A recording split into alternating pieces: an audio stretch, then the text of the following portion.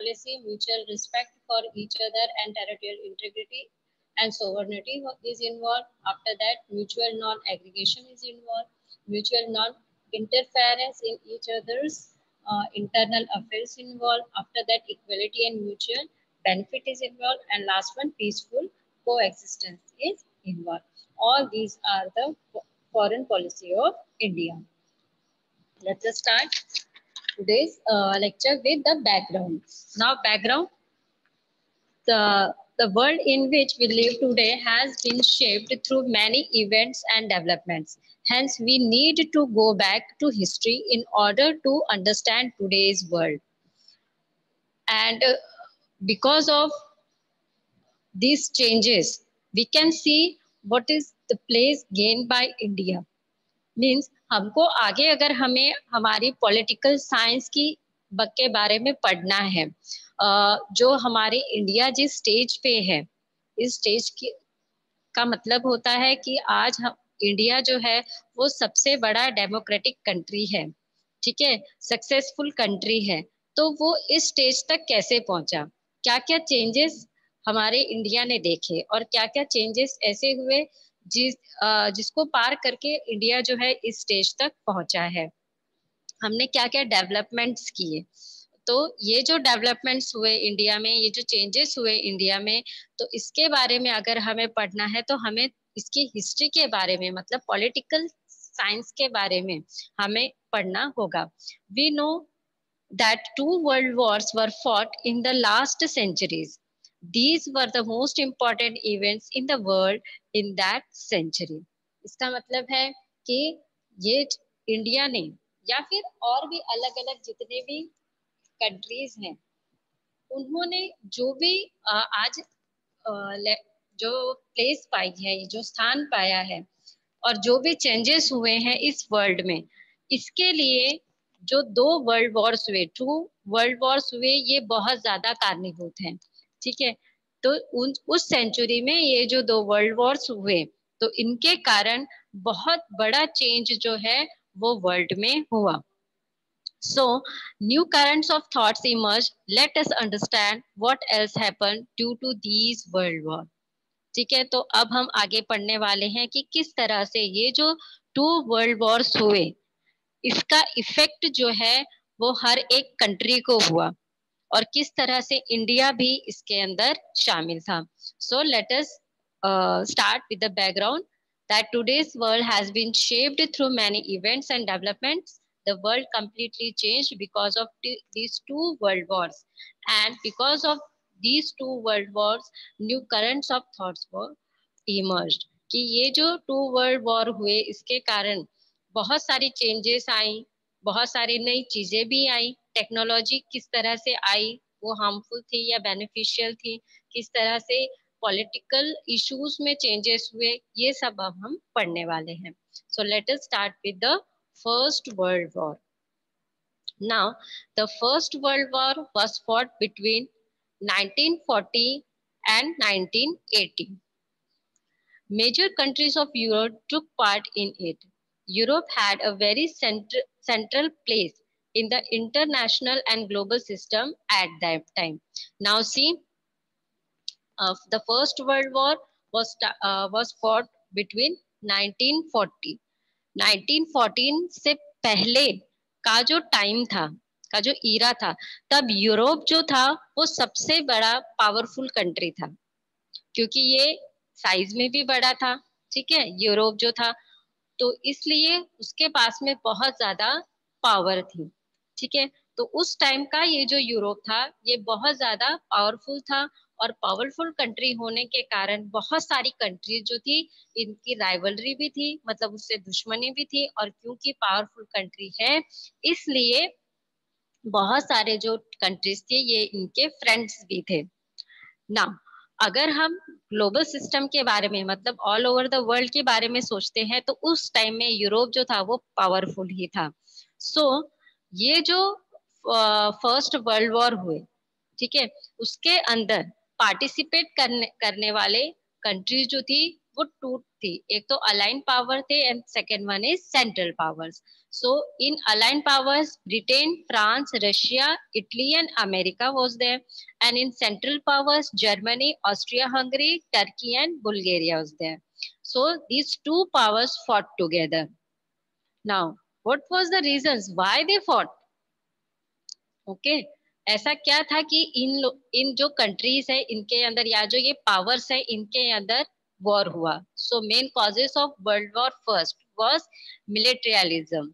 So governments concentrated on arming the forces of their countries more advance weapons and machines. It means what, क्योंकि Europe जो था, ठीक है, वो भी पावरफुल था, यहाँ पे जर्मनी है वो भी पावरफुल था.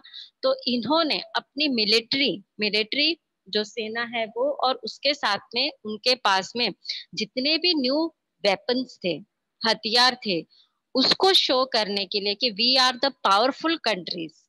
ओके, ये करने के लिए उन्होंने ये वॉर लड़ी कि किस तरह से दूसरे जो नेशंस है उसको डोमिनेट करना है, और डोमिनेट करने से ये पता चलेगा कि which one is the powerful country. After that, alliances. Alliance means a formula agreement to territory among nations formed to aid one another. कि किस तरह से एक नेशन दूसरे नेशन को हेल्प कर रहा है. और जब वॉर होता है तो जो हमारे फ्रेंडली नेशंस होते हैं वो हमें हेल्प करते हैं. तो उनको दिखाना था कि किस तरह से हम पावरफुल हैं और हमारे साथ में इतनी कंट्रीज हैं, हमारा बॉन्डिंग हुआ है सारी कंट्रीज के साथ में. तो ये शो करने के लिए फर्स्ट वर्ल्ड वॉर जो था वो हुआ. After that, imperialism. So European countries competing for far away lands, that is empires. Now see, imperialism मतलब साम्राज्यवाद, मतलब अपनी बाउंड्रीज बढ़ाना. तो हर एक जो पावरफुल कंट्री है वो अपनी बाउंड्रीज बढ़ाना चाहता था. Okay, जैसे that you know that the Britishers come to our India and they ruled for 200 years. What they had? That is imperialism. ठीक है, ब्रिटिश हमारे कंट्री में आए और 2 साल तक उन्होंने हम पे राज किया. ठीक है, तो ये क्या किया, उन्होंने अपना एक साम्राज्य बनाया. ठीक है, अपने जो ब्रिटिशर्स जो है उन्होंने अपना साम्राज्य था तो इंडिया तक फैलाया. तो इस तरह से वो अपनी जो सीमाएं हैं, अपनी बाउंड्रीज हैं, अपनी लैंड जो है वो बड़ा कर रहे हैं. हाल फिलहाल ही आपने कुछ महीने पहले सुना होगा कि चाइना ने जो था वो अपना साम्राज्य बनाने के लिए जो लाइन थी वो आगे बढ़ा दी थी. तो दैट इज द इम्पेरियलिज्म, कि किसी को तंग करना है तो बाउंड्री बढ़ाओ, साम्राज्य अपना बढ़ाओ. तो इस तरह से ये जो पावरफुल कंट्रीज थी उसके अंदर मेनली यूरोप, क्योंकि ये पावरफुल कंट्री थी तो ये अपना साम्राज्य था वो बढ़ा रही थी. तो इसलिए भी ये फर्स्ट वर्ल्ड वॉर हुआ. And last one is nationalism. So national pride had been grown among European. European ने बताया कि हम लोग किस तरह से नेशनलाइज्ड हैं, हम किस तरह से राष्ट्र के लिए लड़ना जानते हैं. तो इस थॉट से भी जो है वर्ल्ड वॉर फर्स्ट जो था वो हुआ. तो ये जो 4 पॉइंट्स है, militarism, alliances, imperialism and nationalism, these are the 4 main causes for this war, that is the first world war.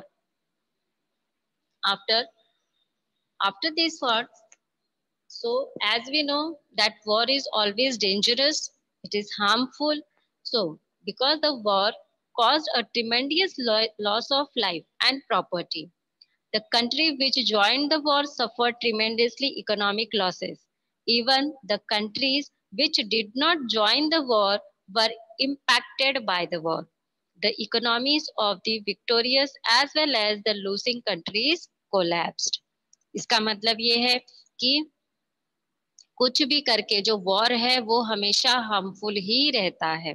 Always it is very harmful and it gives tremendous loss of human being, loss of wealth, loss of country. ठीक है, तो इस तरह से ये जो first world war हुआ, now near about 4 years, near about 4 years ये जो वॉर है वो चलता रहा. और 4 इयर्स के अंदर आप सोच सकते हैं कि कितनी सेनाएं, कितनी मिलिट्री कोलैप्स्ड हुई, because the powers in which Britain, France, Russia, Italy, America, after that Germany, Austria, Hungary, Turkey, Bulgaria, all the military from these countries come and they fought in this war. And the loss of human being, the loss of land, the loss of economy has been shown in this war. तो ये जो war है इसके अंदर जो भी लड़े वो तो सफर हुए, उसके साथ में जो कंट्रीज वॉर नहीं कर रही थी, जो इनके साथ नहीं थी, वो भी सफर हुई. How? Because of economic loss. क्योंकि जब वॉर होती है, फिर वॉर खत्म होने के बाद में या फिर जब वॉर चल रही होती है तो उस कंट्री को जो सप्लाई किया जाता है या फिर उस कंट्री से कुछ लिया जाता है, तो ये सारी चीजें बंद हो जाती हैं. और बंद होने के कारण जिन कंट्रीज के सामने इनकी ट्रेडिंग चल रही होती है तो वो भी लॉस में आ जाती हैं. तो इस तरह से जो फाइट कर रहे थे वो कंट्रीज भी और जो उनके साथ में नहीं थी वो कंट्रीज भी, सारी की सारी कंट्रीज को इकोनॉमिक लॉस हुआ, अ ह्यूज लॉस. ठीक है. But at at the end of this war, what were the results? हमको रिजल्ट्स क्या मिले? At the end of the this war we get Germany surrendered. Germany जो थी वो हार गई थी इसके अंदर. After that alliance impose treaty of Versailles, that is declares Germany guilty for war and Germany must pay reparation of allies. इसका मतलब है कि जो सेंट्रल पावर की जो कंट्रीज थी like Germany, Austria Hungary and Turkey and Bulgaria, ये सब इस वॉर में हार गई. But because Germany is a big country in all these countries, तो इसके लिए ये बाकी जो कंट्रीज थी, ऑस्ट्रिया हंगरी हो गई, टर्की हो गई, बुल्गारिया हो गया, इसके अंदर इटली वगैरह बुल्गारिया, ये सब सपोर्ट कर रहे थे जर्मनी को. जर्मनी हार गई मतलब ये सारे कंट्रीज हार गई. तो क्योंकि यहाँ पे ब्रिटेन, फ्रांस, रशिया, इटली और अमेरिका, अमेरिका जो पावरफुल था, जो सारे वेपन्स प्रोवाइड कर रहा था ब्रिटेन को, अलाइड पावर्स में सबसे ज्यादा जो वेपन्स था अमेरिका ही दे रहा था.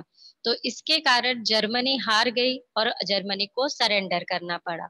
लेकिन सरेंडर करने के बाद में एक फिर से टेरिटरी ऑफ वर्सेलिस जो था, मतलब एक करार जो था वो किया गया. अब उस करार के अनुसार क्या था? Declares Germany guilty for war. तो उस करार में ऐसे लिखा गया कि इस वॉर के लिए गिल्टी कौन है? जर्मनी है. और क्योंकि जर्मनी गिल्टी है इसलिए उसने पेमेंट करना है, पे करना है, जिससे कि ये जो पूरा लॉस हुआ है, इकोनॉमिक लॉस, ये इसको कम समान किया जाए, ठीक किया जाए, रिपेयर किया जाए. तो उसके लिए जितना भी पेमेंट होगा जर्मनी जो है वो करती रहेगी. तो I think till 2012 the last payment of this territory of Persia was paid by Germany. Germany ने अभी तक इस लॉस को पे किया हुआ है. Okay. After that, League of Nations formed to try to prevent war in the future. After this First World War, because they faced tremendous loss, कि पूरे वर्ल्ड को पता चल गया कि जो फर्स्ट वर्ल्ड वॉर है उसके कारण इतना बड़ा लॉस हुआ. It means war is always bad. कभी अच्छा नहीं होता है वॉर. इसके अंदर इतना ह्यूमन लॉस हुआ, इकोनॉमिक लॉस हुआ, लैंड का लॉस हुआ. तो उसके कारण उन्होंने एक लीग ऑफ नेशन, एक ऑर्गेनाइजेशन एस्टेब्लिश की. So at the end of the first world war, all the nations felt that such a war should not happen again, and some measures need to taken to achieve that end. An international organization called League of Nations was established out of this thinking. So it became an important platform to solve international disputes and carry out negotiations. The main responsibility of League of Nations was understood to be avoid war. तो इस war के end में, first world war के end में, एक organization, international organization, because world जो war था, first world war, ये टू पावर्स का था, but whole world get affected. पूरा वर्ल्ड जो था इससे इकोनॉमिक लॉस में आ गया था, अफेक्ट हो चुका था। तो इसलिए लीग ऑफ नेशन नाम का एक इंटरनेशनल ऑर्गेनाइजेशन का एस्टेब्लिशमेंट किया, और उसका काम था कि वर्ल्ड में कहीं पे भी वॉर ना हो, इस पे ध्यान रखना। कोई भी अगर डिस्प्यूट्स हैं, because countries are there, some disputes are also there, मतलब कंट्रीज होती है, नेशंस होते हैं अलग अलग, उनके अंदर छोटे बहुत झगड़े भी होते हैं, लेकिन वो झगड़े इतने बड़े ना हो कि जिससे कि वॉर किया जाए। ठीक है, जिससे कि वॉर किया जाए, क्योंकि वॉर हमेशा नुकसान ही देता है, और इतना बड़ा नुकसान कोई भी वर्ल्ड नहीं झेल सकता था। इसलिए उन्होंने ये लीग ऑफ नेशन, इस ऑर्गेनाइजेशन का एस्टेब्लिशमेंट किया, और इसका काम था कि किसी भी देश के या पावर्स में कभी कोई वॉर ना हो। सो after the First World War, major changes come about in Europe and outside Europe. For example, earlier empires in Europe collapsed and new nations come into being. मतलब फर्स्ट वर्ल्ड वॉर के बाद में, ठीक है, ये जो फर्स्ट वर्ल्ड वॉर हुआ उसके बाद में बहुत बड़ा चेंज जो है यूरोप में देखा गया। अब क्या देखा गया कि जो बड़े बड़े एम्पायर्स थे, बड़े बड़े जो साम्राज्य थे, अब वो छोटे छोटे कुछ जो थे उनमें से छोटे छोटे, क्योंकि इतना बड़ा ह्यूमन लॉस हुआ कि पूरे जो छोटे छोटे एम्पायर्स थे, जो छोटे छोटे राज्य थे, वो पूरे कोलैप्स ही हो गए, और कुछ नए जो थे वो आगे आए। So many European countries had there colonies in the continent of Africa and Asia. तो जर्मनी का जो, यूरोप का जो बहुत बड़ा भाग था, जो कुछ में से जो छोटे छोटे थे वो कोलैप्स हो गए, और कुछ थे वो नए बने। अब ये नए कहाँ पे बने? अफ्रीका और एशिया में कुछ नई नई कॉलोनीज जो थी, नए नए देश जो थे ये बने। जो पुराने थे वो खत्म हो गए, क्योंकि कोलैप्स हो गए, या वर्ल्ड वॉर में वो खत्म हो गए टोटली। वहां के जो मेल जो वहां पे थे वो मिलिट्री में आते थे, और वो फिर उसके कारण वो सारे डेड हो गए, मर गए। ठीक है, इसलिए उनकी जो कॉलोनीज थी वो पूरी खत्म हो गई। लेकिन क्योंकि जो यूरोप है वो बहुत बड़ा था, इसमें से बहुत सारे लोग ये वॉर नहीं चाहते थे, तो उन लोगों ने धीरे धीरे ये चीज खत्म कर दी, और फिर नए जो नई कॉलोनीज थी वो बनी। So movements for independence started in these colonies. ठीक है, अब ये जो नई colonies emerge with, they want independence, वो स्वतंत्र होना चाहते थे, वो यूरोप के अंडर में काम नहीं करना चाहते थे। So these movement challenges the hegemony of the European nation. Hegemony मतलब जो पावर होता है किसी के ऊपर जबरदस्ती करना, तो इन सब में से वो निकलना चाहते थे और इंडिपेंडेंट होना चाहते थे। तो इस तरह से बिकॉज ऑफ यूरोप ये बड़ा कंट्री था, ठीक है, बड़ा नेशन था, लेकिन फर्स्ट वर्ल्ड वॉर के कारण इसके टुकड़े हो गए। जो कुछ थे उनमें कोलैप्स हो गए, कुछ नए आए। अब जो नए आए थे वो चाहते थे कि हमको इंडिपेंडेंस मिले, हमें स्वतंत्रता मिले, हम अपना देश खुद चलाएंगे। अब इसके लिए वो लोग आंदोलन करने लगे, मूवमेंट्स करने लगे। ठीक है, इसलिए वो लोग लड़ने लगे कि हमको हमारी स्वतंत्रता चाहिए, हम किसी के अंडर काम नहीं करेंगे। सो क्योंकि फिर से मूवमेंट स्टार्ट हुई, again there was a fear of war. फिर से हो सकता है, ये फिर से हुआ कि अगर मूवमेंट्स चले और इन देशों को, इन कॉलोनीज को इंडिपेंडेंस नहीं मिले, तो अगेन फिर से कहीं ना कहीं वॉर हो सकता है। So league of nations was established after the first world war to establish piece.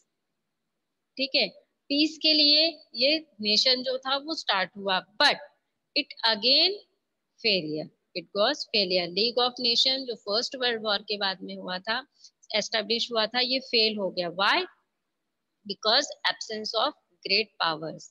Because league of nation में जितने भी अलग अलग नेशन के लोग थे, लेकिन उसके अंदर कोई ग्रेट पावर नहीं था। जो भी नेशन थे लीग ऑफ नेशंस में, जो भी, क्योंकि ये ऑर्गेनाइजेशन था, और ये ऑर्गेनाइजेशन में अलग अलग देश के लोग जो है वो आते हैं, और वो एक अलग अलग नेशन के वो फिर मिलके कोई ना कोई समस्या का समाधान करते हैं, लेकिन उसके अंदर ग्रेट पावर नहीं थी। उसके बाद में domination of France and England, France और इंग्लैंड थे, इनका डोमिनेशन हो चुका था। और उसके बाद में राइज ऑफ डिक्टोरियरशिप, डिक्टोरियस मतलब तानाशाही, ठीक है, क्योंकि ये जो नए कॉलोनीज आई थी, जैसे आपने हिटलर का नाम सुना होगा, तो जैसे हिटलर जैसे अगर कोई लोग आते हैं तो वो लोग तानाशाही करते हैं, वो किसी को भी आगे जाने नहीं देते, और जो कुछ मैं कहूंगा वही तुमको करना है। इस तरह के जो लीडर्स थे, तो इस तरह के लीडर्स जो वो आने लग गए आगे, जो किसी की बात नहीं मानते थे, only they rise of dictatorship, मतलब तानाशाही में रखते थे। आप after that limitations of legal methods, कि जो लीगली मेथड्स है आपको उसी के थ्रू जाना है, आपको और कुछ नहीं करना, ठीक है। मतलब जैसे आपको किसी से झगड़ा नहीं करना, आपको किसी से वॉर नहीं करना, इन सब बातों के कारण जो लीग ऑफ नेशन है इसको बहुत बड़ा धक्का लग रहा था। Okay, after that constitutional defeat, narrow nationalism and lack of mutual cooperation, means all the new colonies which emerged after this first world war, जितनी भी कॉलोनीज इमर्ज हुई थी फर्स्ट वर्ल्ड वॉर के बाद में, वो हर एक अपना अपना स्वतंत्र देश चाहता था, और स्वतंत्र देश लेने के लिए हर एक अपने आप को ग्रेट दिखाना चाहता था, एक दूसरे से ग्रेट दिखाना चाहता था। और इसके कारण कुछ लोगों में नेशनलिज्म रहा और कुछ में रहा ही नहीं, कि ये हमेशा झगड़ते रहते हैं, हम कहीं भी जाए हमको सिर्फ रहना है, सुखी रहना है। तो इस तरह से कोई तानाशाही करता था, कोई अपने ही देश की बातें आगे लेके जाता था, मतलब लोगों के अंदर कॉपरेशन नहीं रहा, नेशंस के अंदर कॉपरेशन नहीं रहा। इसलिए ये जो फर्स्ट लीग ऑफ नेशंस था ये फुल फेलियर हो गया। मतलब इसने जो भी पॉइंट्स रखे थे कि देश के दुनिया के अंदर, वर्ल्ड के अंदर किस तरह से हमको पीस लाना है, तो ये पीस लाने में वो सक्सेसफुल नहीं रहे। And because of this, so because of this acrocratic regimes came up in Germany, Italy, Spain and other countries, all these developments culminated in the Second World War. इसका मतलब क्या है कि ये जो ऑटोक्रेटिक रिजिम्स, मतलब जो तानाशाही, जैसे हिटलर है, ठीक है, जो जर्मनी में था, तो वो आगे आया क्योंकि इनका ग्रेट लॉस हुआ था और उसका बदला तो उनको लेना ही था। और सारे जो छोटे छोटे कॉलोनीज थे, जैसे इटली है, स्पेन है और जो अदर कंट्रीज थे, इनके अंदर क्योंकि वॉर के बाद में इतना बड़ा लॉस होने के बाद में ये जो छोटी छोटी कॉलोनीज आई, ये अब वॉर नहीं चाहती थी, ये इंडिपेंडेंस चाहते थे। तो ये जो अनसेटिस्फाइड कंट्रीज थी, again they come to fought to each other, ये अपने आप एक दूसरे से ही इन्होंने झगड़ना स्टार्ट कर दिया क्योंकि इनको एक बिग नेशन बनाना था। सो इस तरह से ये जो झगड़े थे, ये जो कॉन्फ्लिक्ट्स थे, ये जो डिस्प्यूट्स थे सारे नेशन के अंदर, तो they again rise a second world war. तो अगेन जो सेकेंड वर्ल्ड वॉर थी उसकी शुरुआत जो थी वो होने लग गई थी। So after that the second world war was fought between 1939, so means 1918 to 1939। ये इतना बड़ा चेंज था, इतने सालों में इतना बड़ा चेंज था कि जहाँ पे कॉलोनीज जो थी वो इमर्ज हो चुकी थी, दुनिया में टेक्नोलॉजी बहुत आ चुकी थी, और टेक्नोलॉजी के कारण बहुत सा न्यू आर्म्स आ गए थे, न्यू मिलिट्री आ चुकी थी। और ये सब नया होने के कारण again there was a reason to make second world war. एक और रीजन उनको मिल गया टू शो देयर पावर्स, ठीक है। उनके पास में ये जो टेक्निकल पावर आ गई, जैसे न्यूक्लियर बॉम्ब्स आए, मिसाइल्स आए, टैंक्स आए, नए जो आर्मीज आई, तो इसका शो करने के लिए, पावरफुल कंट्री होने का शो करने के लिए अगेन ये जो सेकेंड वर्ल्ड वॉर है वो लड़ा गया।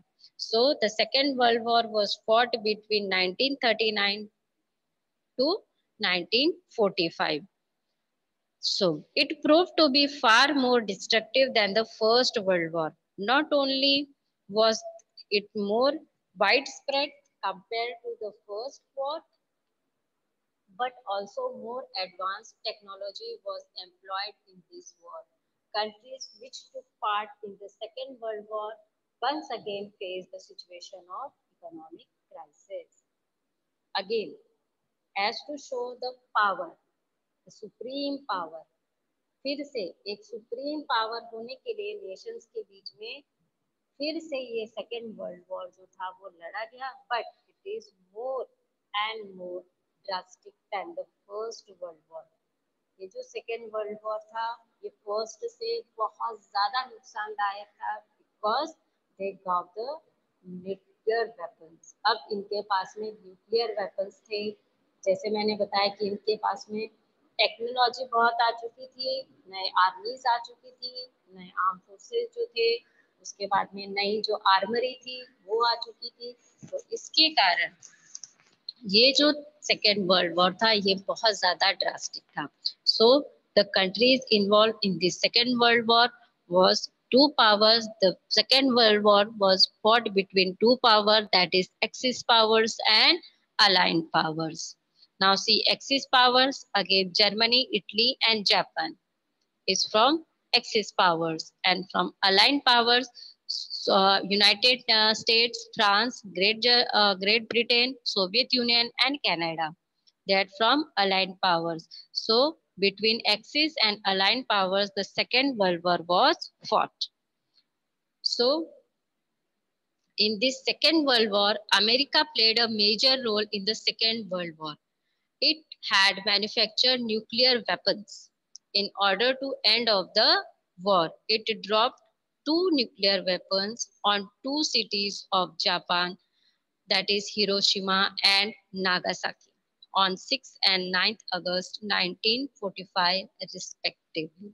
So see, because I had told you that nuclear weapons was emerged in this Second World War, so America जो थी वो बहुत बड़ा पावर था, तो उसने न्यूक्लियर वेपन्स जो बनाए थे, ठीक है, उसका जो ड्रॉपिंग किया वो किया उन्होंने जापान में, टू शो देयर पावर। अपना पावर दिखाने के लिए अमेरिका जो थी उन्होंने जो न्यूक्लियर वेपन्स था वो जापान के ऊपर डाला, जिस जो 6 अगस्त 1945 में फर्स्ट था हिरोशिमा में, और नागासाकी में 9 अगस्त 1945 में ये डाला गया। And it shows the drastic loss, क्योंकि जो न्यूक्लियर वेपन का जो यूज होता है आज तक जापान जो है इसको फेस करता है। आज भी जो उन न्यूक्लियर वेपन्स के, न्यूक्लियर बॉम्ब के इफेक्ट में आए, आज भी उनकी जो जनरेशन है वो इम्प्रॉपर बर्थ में आ रही है। तो सी द ड्रास्टिक डिजास्टर। सो इस तरह से जो सेकेंड वर्ल्ड वॉर था ये फिर से लड़ा गया, again huge loss of human being, after that huge loss of economy. तो इन सब का लॉस जो है सेकेंड वर्ल्ड वॉर में फिर से देखने को मिला। The second world war ended with the defeat of Germany in Europe end of Japan in Asia. तो यूरोप में जर्मनी जो थी वो हारी और जापान जो था वो एशिया में हारा। Among the many events that took place in the world after the second world war was the beginning of the cold war.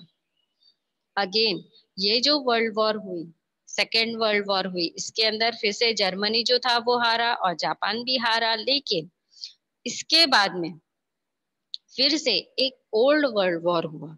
Now what is cold war? In 1945 to 1991 is the long period of the Cold War. Let us take stock of a few changes in this period.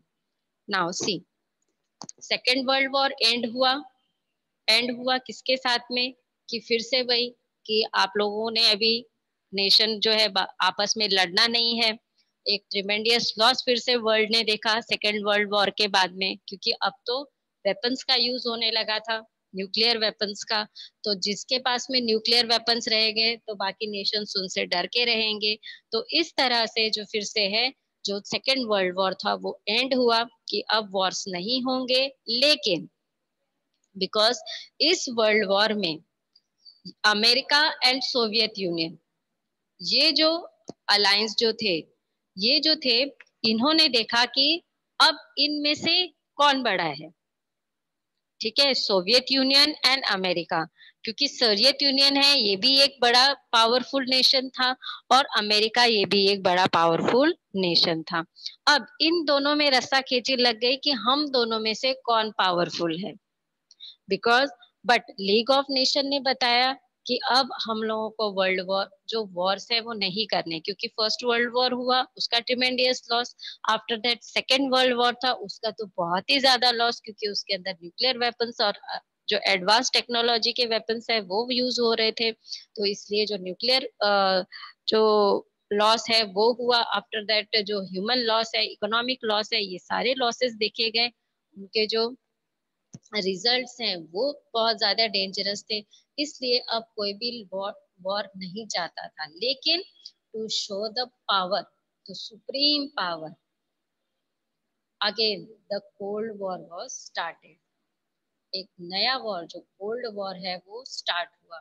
It is between Soviet union and between America.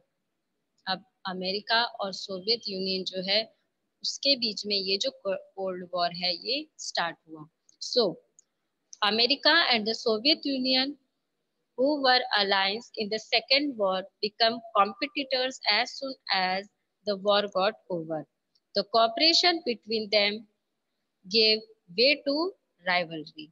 This rivalry occupied a period of 40 to 45 years of international politics. There was no open war between these two countries, but there was such tension in their relations that it seems that a war would erupt any time. The concept of Cold War is used to describe the condition where there is no actual war, but there are such tensions in the circumstances that they may be responsible to cause war. In this period, America was already the supreme power, but the Soviet Union also tried to become a supreme power by making nuclear weapons and by increasing its military might. The struggle of power, arm, race, differences in ideologies, attitude of checkmating each other by strategies and counter strategies gave rise to the Cold War. Now see the cold war. अब ये जो cold war चल रही थी, अब ये cold war America और Soviet Union इन दोनों के बीच में, to show the supreme power, कि किसके पास में पावर ज्यादा है, ये शो करने के लिए अब ये कोल्ड वॉर जो था वो चल रहा था। लेकिन कोल्ड वॉर में क्या था, कोई सीधी लड़ाई नहीं थी, कोई आर्म नहीं था, कोई भी बंदूक लेके एक सामने नहीं खड़े थे, कोई भी नहीं। लेकिन उनके जो वॉर चल रहे थे वो कहाँ थे टेंशंस इन द रिलेशंस। इनके रिलेशंस के बीच में जो टेंशन चलती है उसको कोल्ड वॉर बोलते हैं। जैसे अभी हमारे और पाकिस्तान के बीच में है, इंडिया पाकिस्तान, इंडिया चाइना, इनके बीच में जो है ये कोल्ड वॉर चल रहा है। ठीक है, डायरेक्टली सामने नहीं आते हैं लेकिन टेंशन्स चलती रहती हैं, कुछ ना कुछ एक दूसरे को बोलते रहते हैं, कुछ ना कुछ एक दूसरे को तंग करते रहते हैं, परेशान करते हैं, टेंशन देते हैं, तो इसको बोलते हैं कोल्ड वॉर। तो सोवियत यूनियन और अमेरिका इन दोनों के बीच के रिलेशंस के बीच में ही ऐसे ही जो टेंशन्स थे वो चल रहे थे। बट कभी कभी ये टेंशन्स इतने बढ़ जाते थे कि ऐसे लगता था कि अभी वॉर हो ही जाएगा। लेकिन क्योंकि सारा वर्ल्ड जानता है और वो भी जानता है कि अगर वॉर हुआ तो उससे बहुत बड़ा देश को नुकसान होता है, देश के साथ साथ जो दूसरे देश होते हैं उनको भी नुकसान होता है, तो इसलिए डायरेक्टली वॉर नहीं करते थे। लेकिन फिर भी जो कोल्ड वॉर है उसको कंटिन्यू रखने के लिए वो ऐसे सरकमस्टेंसेस बनाए रखते थे, देशों के अंदर ऐसे रहते थे कि वो एक दूसरे को हमेशा तंग करते रहते थे। किस तरह से, to show their supreme power. अब क्योंकि उनको सुप्रीम पावर, अब क्यों सुप्रीम पावर, बिकॉज पहले न्यूक्लियर वेपन्स केवल अमेरिका के पास में था, लेकिन अब न्यूक्लियर वेपन्स सोवियत यूनियन के पास में भी था। अब सोवियत यूनियन बोलती थी कि तुम्हारे पास में अगर न्यूक्लियर वेपन है तो हमारे पास में भी है, तो we are equal. After that उनके पास में मिलिट्री बड़ी थी, अमेरिका के पास में, तो सोवियत यूनियन के पास में भी मिलिट्री बड़ी हो गई। उनके पास में आर्म्स ज्यादा थे, हथियार ज्यादा थे, तो सोवियत यूनियन बोला अब हमारे पास में भी है। आफ्टर दैट जो आइडियोलॉजीज थी, एटीट्यूड था, मतलब कभी भी हमको हार नहीं मानना है किसी के सामने, ना सोवियत यूनियन पीछे हटती थी ना अमेरिका पीछे हटता था। तो इस तरह से जो उनकी आइडियोलॉजीज थी और उनके एटीट्यूड थे, एक दूसरे को हराने के लिए, चेकमेटिंग का मतलब होता है एक दूसरे को हराना, एक दूसरे को पीछे डालना। तो ये जो इनके बीच में सुप्रीम पावर को लेके जो रस्सा खींची थी, वो इस कोल्ड वॉर को बहुत आगे लेके जा रही थी। तो इस तरह से जो ये कोल्ड वॉर है, ये जो है वो चलते ही जा रहा था। So as world war second was ended, the cold war began. This was to be a long-lasting and continued confrontation between Soviet Union and the United States, means America, lasting from 1945 to 1989. So it was called the Cold War because neither the Soviet Union nor the United States officially declared war on each other. मतलब इन दोनों ने, America ने भी और Soviet union ने, कभी भी officially ये बताया नहीं कि हम दोनों जो है वो वॉर कर रहे हैं या फिर हम दोनों के बीच में वॉर चल रही है। But they are fighting to each other. वो उनके झगड़े चल ही रहे थे, but in the phase of cold war, शांति के रूप में। ऊपर से ऐसा दिख नहीं रहा है कि इनके बीच में झगड़े चल रहे हैं, लेकिन उनके बीच में झगड़े हमेशा इन द फेज ऑफ टेंशन। ठीक है, एक दूसरे को राइवलरी जो है, दुश्मनी जो है वो दिखाते ही हैं। और वो किसी भी तरह से किसी देश को, दूसरे देश को अपना दोस्त बनाना है, फिर भी उनकी राइवलरी रहती है। कोई चीजें आपस में एक्सचेंज करना है तो भी राइवलरी रहती है। तो ये सारी चीजें जो है वो राइवलरी के रूप में जो कोल्ड वॉर है वो कंटिन्यू इन दोनों के बीच में चल ही रहे थे। So hope you understand the first world war, the Second World War, and the Cold War. Okay, I will wind up my lecture, and in the next lecture we will start with the effects of Cold War and how India contribute in this war.